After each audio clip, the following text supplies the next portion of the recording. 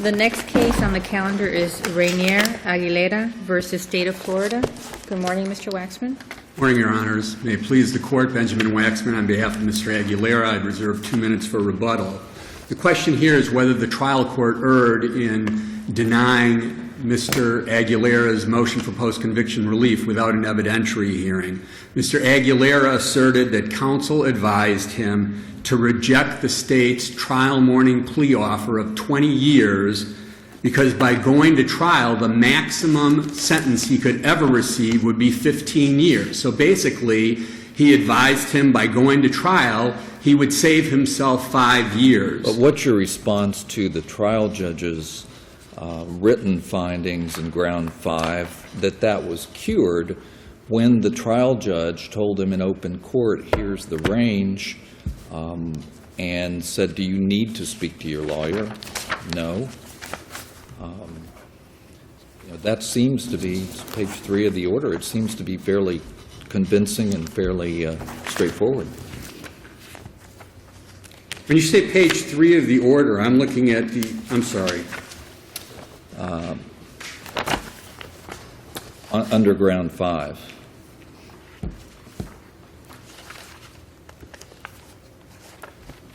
Well, the problem is that the assertion in Mr. Aguilera's motion for post-conviction relief has to be accepted unless it's conclusively refuted by the record.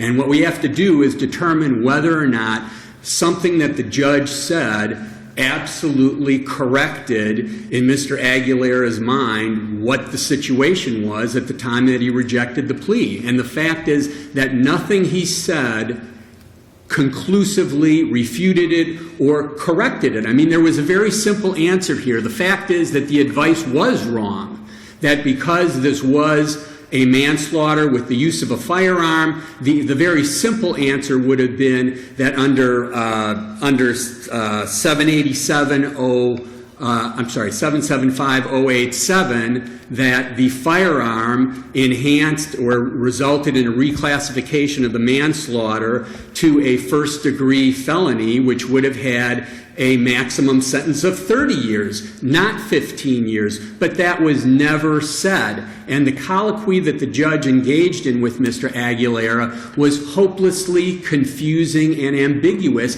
and no one ultimately went to the book to confirm what exactly it was. He said, well, I think 30 years, and defense counsel stepped in and said, no, I don't think this is an enumerated felony. And then the judge said, I think you are right. So that's the first time that the judge confirms what defense counsel told Mr. Aguilera. Then the state enters in the debate and says, well, that can be argued. And then the judge repeats, I think he is right, referring to defense counsel. So now twice the judge has confirmed that he believed what Aguilera had been advised by his defense counsel was correct. The court comes back in and says, well, it can be argued, I think of 30, but your attorney may think of 15. He says, well, Mr. Aguilera, in any event, you could be going away for a long time. Clearly, 15 years is a long time.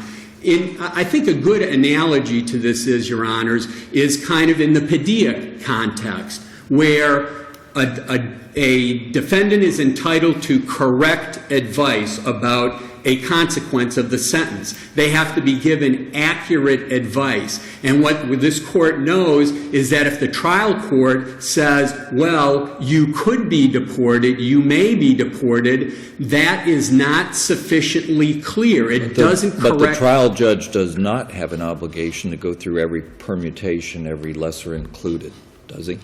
No, that's correct. But the problem here is that, again, counsel advised the defendant that by going to trial, he would end up with no more than a 5-year less sentence than what the plea offer was. And no reasonable person would accept a plea offer knowing that by going to trial, you're going to do 5 years better.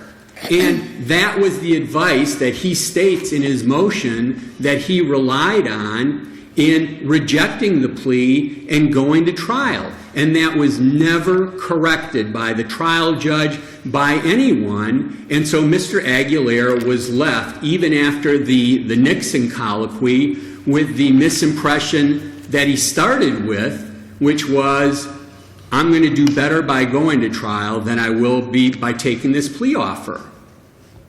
And that has to be accepted as an assertion that was made in his Rule 3 motion, unless it's conclusively refuted. And we know conclusively has real meaning because, again, the case I think that shows that is LaRue, where in LaRue they said, well, was anything promised to you? And the court said, you know what?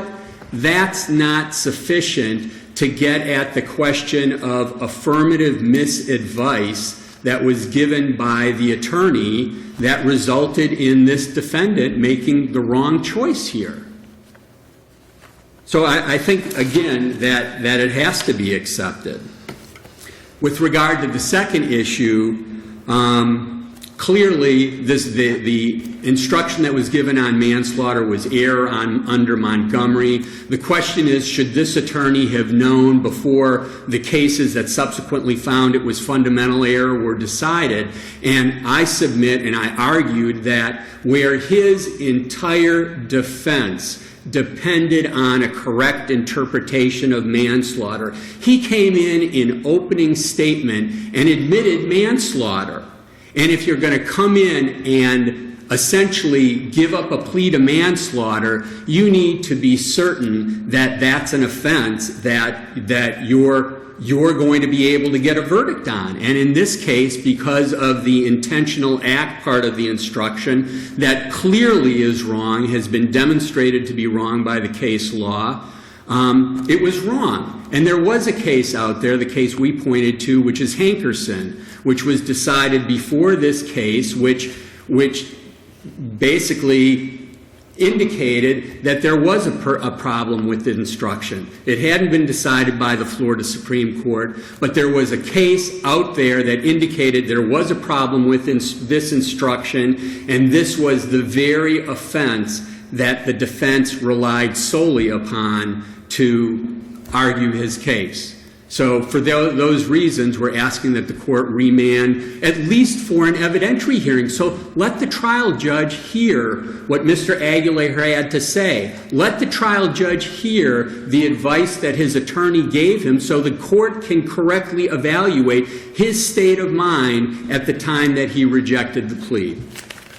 Thank you. Thank you, Mr. Waxman. Good morning. Good morning. May it please the Court. Shane Burnham, Assistant Attorney General, appearing on behalf of the State of Florida. As to the first issue, it's our position that trial counsel wasn't ineffective for misadvising the defendant as to the potential sentence he faced for manslaughter because, as Your Honor pointed out, the record establishes that the trial court, through its colloquy, cured any misadvice that trial counsel would have given him. The colloquy says, the trial court says it can still carry up to 30 years if the jury finds a firearm was used. It bumps it up a level. And although defense counsel says, oh, it's not an enumerated defense, and the court says, I think you might be right, and I think he is right, the state still says that's subject to argument, and the court ultimately agreed. It's still an argument. It's still a situation that can be argued with the state, and I think of 30. Your attorney may think it is 15, but I want to make this clear. The court further goes on to say it carries a potentially long time in prison, and then ultimately at the end of the colloquy, the court goes on to state that all the lesser included offenses are subject to the 1020 life statute, and ultimately, since he was charged with second-degree murder and ultimately convicted of second-degree murder, he did face a potential sentence of life with a 25-year minimum mandatory. As to the second issue, trial counsel could not have been ineffective for raising the Montgomery issue because Montgomery was not the law at the time of trial. And this court and other courts have also stated that Montgomery is not retroactive. And if this court does not have any further questions, the state would rely on its brief and ask that you affirm. Thank you. Thank you, Mr. Thank you. The last thing that the judge said, when the judge said, and under 1020 life, well, if someone is killed with a firearm, the bottom line is, what does a defendant know about what 1020 life means? That's not a direction or a clear instruction about a very specific statute that says, you're wrong. Your exposure is not 15 years. Let's look at the black and white of the statute that says it's 30 years. Your attorney is wrong, and now you need to reset your perception and make a decision about whether you want to go forward having your attorney admitted that you've committed a manslaughter.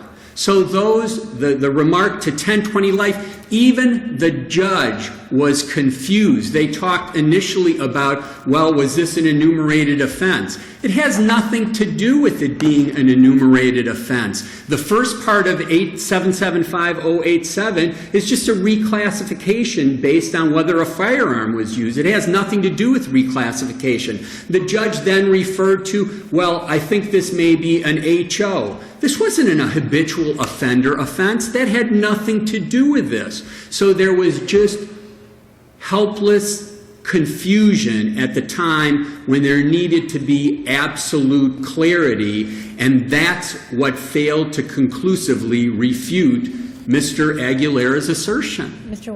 Waxman, was Hankerson cited by the Montgomery case? I don't remember that. No, Hankerson was an earlier case. Hankerson was 2002. No, I understand that, but was it cited in Oh, was that it case? cited?